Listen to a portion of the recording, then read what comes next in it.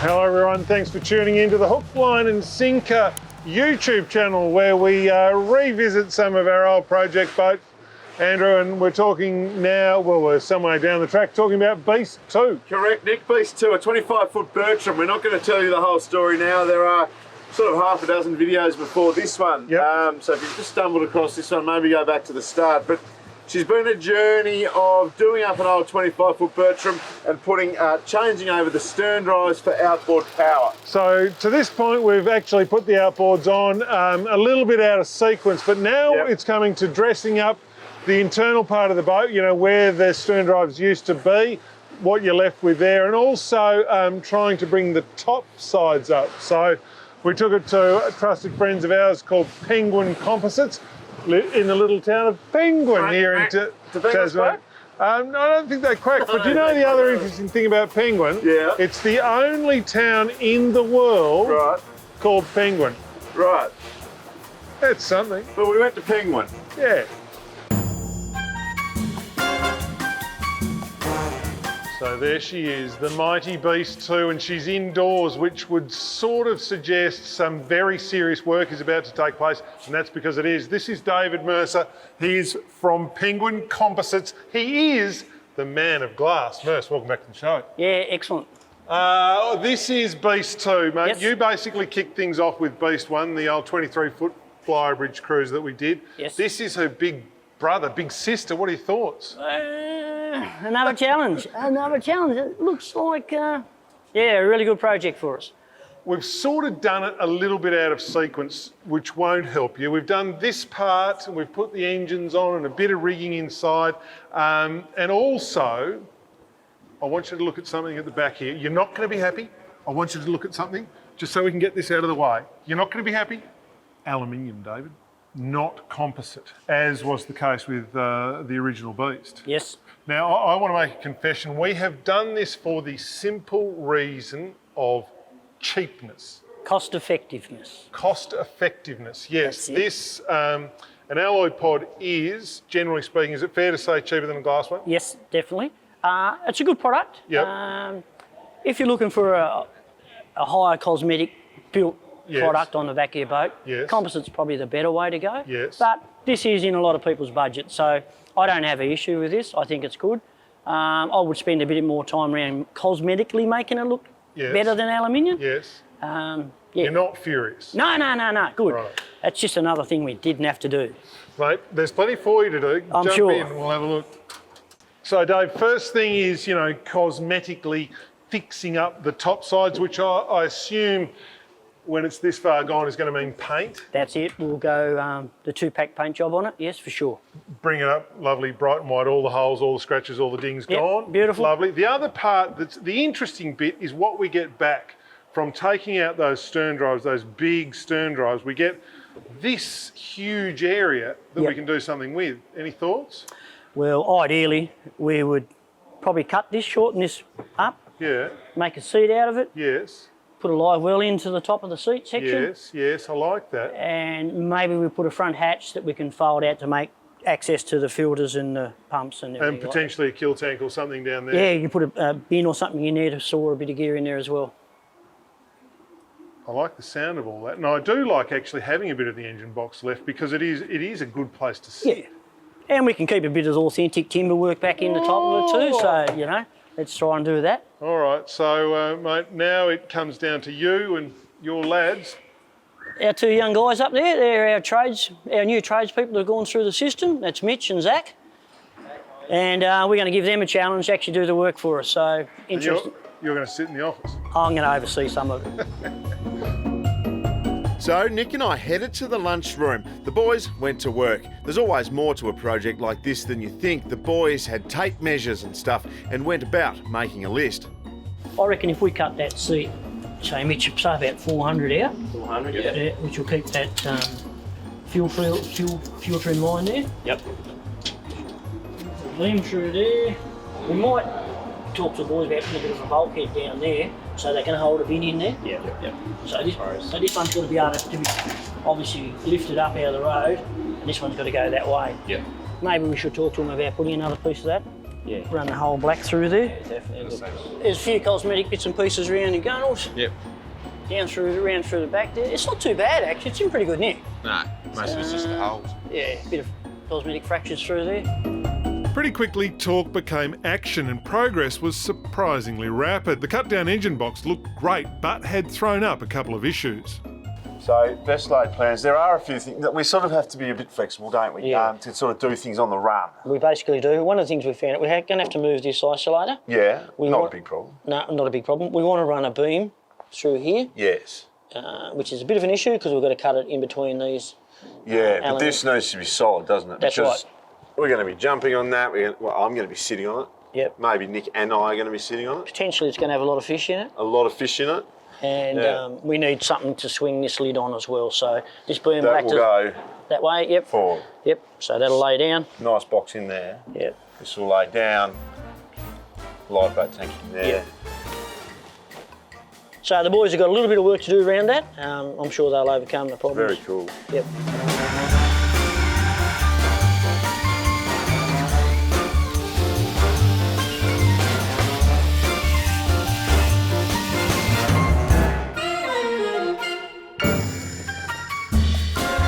Well, after 37 reasonably tough years, the Beast 2 is showing some sort of signs of battle damage, I'd call it. This is Connor, who is one of the young guns here at Penguin Composites. Connor, you've been tasked with bringing her back, mate. Just describe what you're doing here. It looks like a really delicate process, almost like restoring a work of art. It is quite delicate, yeah. What I've done is just diagrammed out some air pockets that we found. Yeah. I'm just filling them back up with a bit of gel coat, bring them back up to nice and normal. So it always kind of astounds me how you can take old, ratty fiberglass, if you know what you're doing, and bring it back as good as new. Look at that. It's beautiful. Elsewhere, new bits were being made. This is our massive new bait well come fish bin being laid up from scratch. And this is a bit of don't make them like they used to. Cutting a hole in the top of the engine box destroyed about 4 jigsaw blades because the glass is so ridiculously thick. We can't wait to see how this all comes together. This is all looking very good. Up to this point, this has just been a thought bubble, an idea, but now we're seeing it.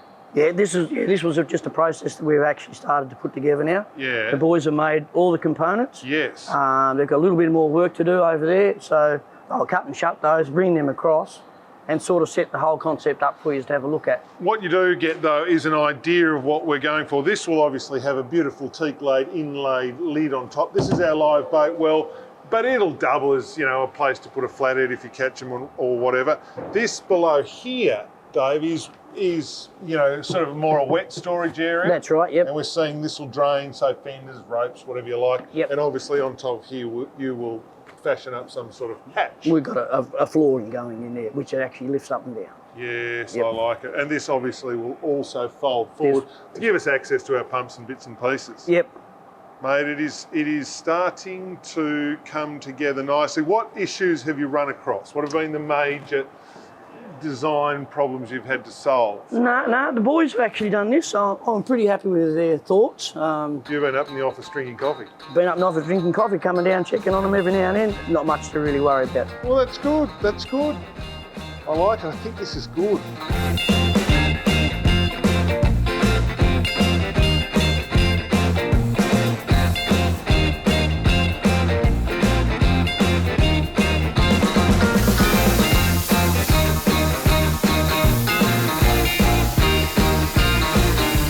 The preparation, and now it's all happening. Look at this. It's like a set of Dexter. You can do anything here. It is just all happening. I mean, it's a forensic operation. Look at it. This is boat restoration science, and somewhere lurking around here will be the man of glass. Merce, where are you? Where are you? Merce, mate, today, this is a big day, isn't it, in terms of bringing this boat back from the near death?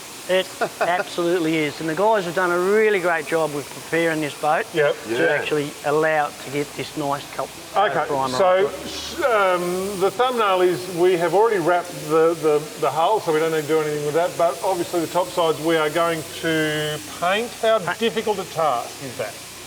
If you've got good skilled people working with you, and we're getting some pretty good skilled young guys in painting at the moment, and These guys are going to be able to put a really good Mickey Mouse coat of paint on this for you. Why would we paint and not polish? Was it too far gone to Oh, it was polish? too far gone, and it was just a better exercise to go and put a nice colour, nice coat of white over it to make it look.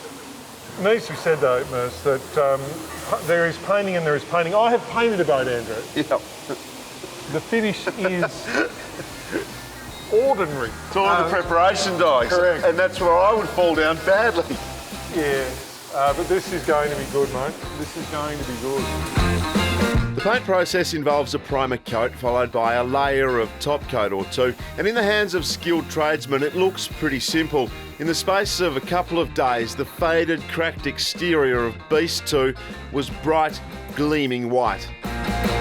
It's fair to say we were very, very excited. The engines have been on for some time, but we still hadn't put her in the water. She was now shiny and bright, you know, freshly painted. The cockpit was all just magnificent. It was, you know, I think really well resolved. Yep. Keeping a little bit of the engine box I do too. was a good idea. It's still down there. In hindsight, and actually Yep. works really well as well. So, as you say, Hardy, we were super keen to see how this boat would go. 18 months in the making, and we decided to go to take from from Penguin. The only town in the world named Penguin, to Devonport. There are plenty of Devonports, but this is Devonport, Tasmania, on the shores of the Mersey River, and we dropped her in. I would have to admit to some, well, butterflies, I guess, a degree of nerves. This is a massive change that we've made to this boat, and we've decided we can't wait any longer. We're just going to pop it in the water and see how it looks, what it does. Back she comes. Easy does it. Big lump of a boat. Let's see if she starts. She'll start. Oh, Look at that. Because you remember when it had the stern drives and it wouldn't start, it would like, and then when it went, and you crashed it into the Maritimo and the Riviera. Right, she's starting, she's running. You cannot hear it. No. Literally cannot hear it from here. Oof. All right, I'll give you a little nudge. maybe just a little nudge. This is a big boat. A big boat, she's floating. Oh, ho, ho, ho.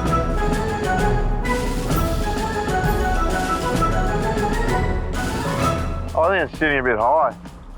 Bit high. Yeah. Does it feel a bit tender? I think if we're being honest with the viewer, Andrew, it feels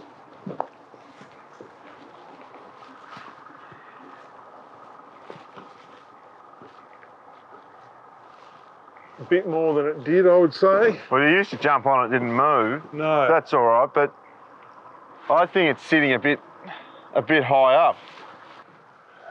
There is no getting away from the fact that in its new guise with its beautiful new power plants, the Beast is tender at rest. You couldn't do this when it had a ton of weight sitting here. So what we need to do, I suspect our issue lies in the buoyancy. Not so much the weight that we've removed, but more so the buoyancy that we've added. And I think that's a pretty simple fix. We popped the Beast back on a trailer and organised a think tank. All right, we're back on the trailer. That was just a little tiny, it's not even a shakedown dikes, it's just a little putt around. Yep, I can go fast, Drew. This Yep. makes it float too much. That's what I'm saying. I'm no naval architect or mathematician or history person, history buff. What about English? No, not great. No, look, I think you're probably right. I think there is something in what you say. Yeah, so before we go fast, we're going to resolve a few things. Something, yes, with that. Okay. Okay. Now, it is fair to say, and without any exaggeration, we were crestfallen, and, you know, quite rightly so at this point. We had taken what was a really good boat. Correct. Spent sort of close to $100,000 on it. Yes. And basically ruined it. Yeah, it was, there was a bit of soul searching going on, wasn't Yeah. there? And it took us a while to figure out what we're going to do. We were even talking about getting pumps to pump. Yep, to fill it up. To fill up bladders or... with the pod. So clearly the pod was adding too much buoyancy to the stern. Yeah. And as you say, we were thinking, well, we could put a big pump that would fill the pod up when you're at rest, and then as you're going along, you could pump it out, because it actually went okay when it was up and going. Once it went up on the plane, it was fine. It went really nicely. It didn't feel broachy. It felt good. solid. Like it still is. How quick's that? 39.8, 40. She's a 40 knot boat. She's a 40 knot boat. 40 knot boat with 2 hours on the clock. She will get faster. But yeah, just at rest, if you stepped onto the gunnel, the whole thing would feel as though it was going to go over. Coming up onto the plane, it was quite something. It really was. Now this seems like a bit of a G-up, but Bar Crusher, our normal boat sponsor on Hook, Line and Sinker, has what's known as a flooding keel. When the boat stops, I think it lets, depending on the size of the boat, up to 400 litres of water fills up the keel of the boat, sits down and is good at rest. So we thought potentially there is our answer. The process was actually very simple. Mark, the miracle worker Tapsel, set about with his big hole saw, and very quickly we had a self-ballasting pod complete with breather holes and an estimated 300 kilos of at-rest buoyancy removed from the boat. Would it work? Mark was super confident. We are going to put a hole in our beautiful pod. Mark, are you happy with this? I mean, you spent blood, sweat and tears making this pod, and now we're asking you to cut it up. Well, it's not often that you actually make people's boats sink more for them rather than float. Do you think we're onto something there? Remains to be seen, doesn't it? Right. Big hole, bang, right in the pod. Now, it should be said too that our pod man, Mark, didn't want to do that. No. Did not want to get the hole saw out and cut holes in his pod. No. Anyway, we managed to coerce him into doing that. Yep. And next time, in the next instalment of Beast 2, we will give you the results. But look, fair to say, we're out in the boat now, and it's a very good thing. So all that's coming up. If you are enjoying this, if doing up a 25-foot Bertram is on your bucket list, please feel free to subscribe to the channel. And I would recommend it. Not only subscribing, but doing up a 25-foot Bertram. I would recommend it. Yes, it is a good thing to do. So we'll see you next time and see how she goes with the big holes in the pod. Catch a fish up here.